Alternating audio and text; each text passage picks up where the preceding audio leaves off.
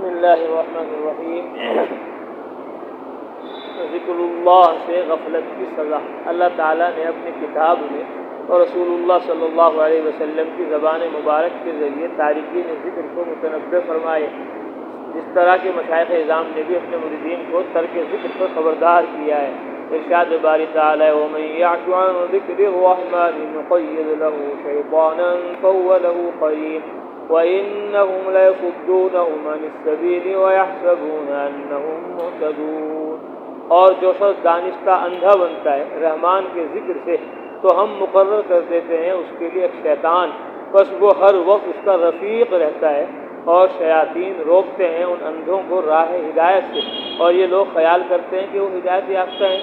حکایت ہے کہ ایک نیک آدمی نے استاد کو خواب میں دیکھا اور ان سے پوچھا کہ آپ کے نزدیک کون سی حسرت زیادہ سخت ہے؟ انہوں نے جواب دیا غفلت کی حسرت۔ منقول ہے کہ ایک آدمی نے حضرت ذوالنون مصری رحمۃ اللہ علیہ کو خواب میں دیکھا، پوچھا اللہ تعالیٰ نے آپ کے ساتھ کیا سلوک کیا؟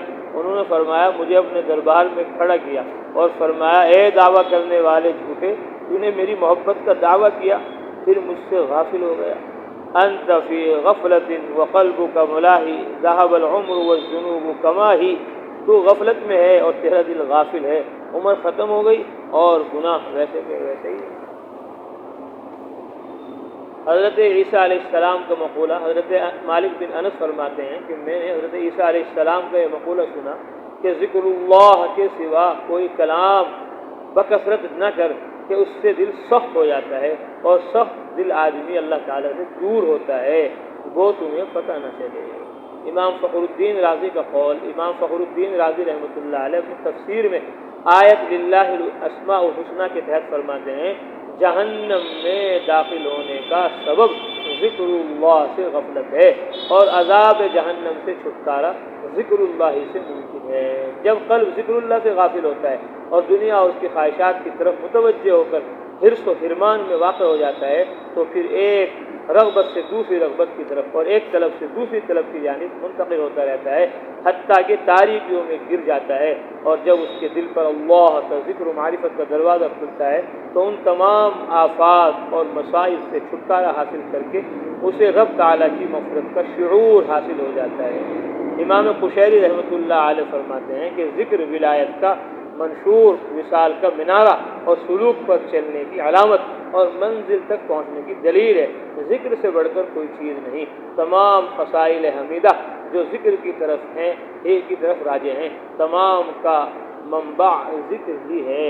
ابن قیم الجوزیہ فرماتے ہیں بلا شبہ، بلا شک چاندی اور تانبے کی طرح دل کو بھی زنگ لگ جاتا ہے، دل بھی زنگ آلود ہو جاتا ہے، اس کی صفائی ذکر سے ممکن ہے۔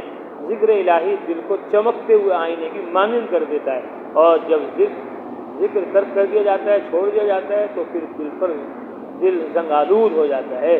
جبکہ زنگ لگنے کے دو سبب ہیں، غفلت، دوسرے گناہ، اور اس کی صفائی دو چیزوں سے ہوتی ہے، استغفار اور ذکر۔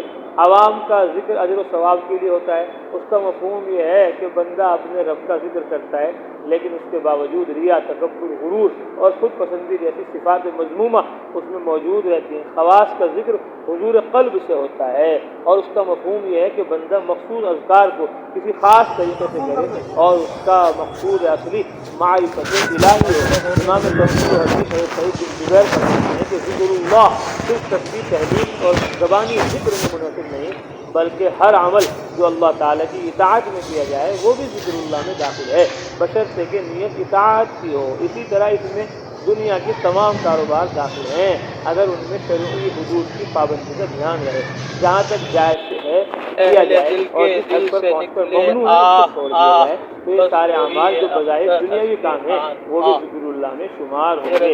امام تفسیر حضرت عطا کا قول جن علمی مجلسوں میں احکام شرعیہ، حلال و حرام اور جائز و ناجائز کی بحث، تحقیق و تعلیم ہو، وہ بھی مجالس ذکر ہیں۔ ذکرک یا اللہ حیاتی ونسیانک موتی یا کو لگاتے رہے توفیق۔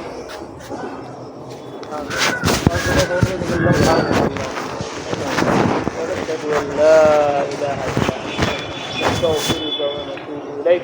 سبحان ربك رب العزة عما يصفون وسلام على المرسلين والحمد لله رب العالمين.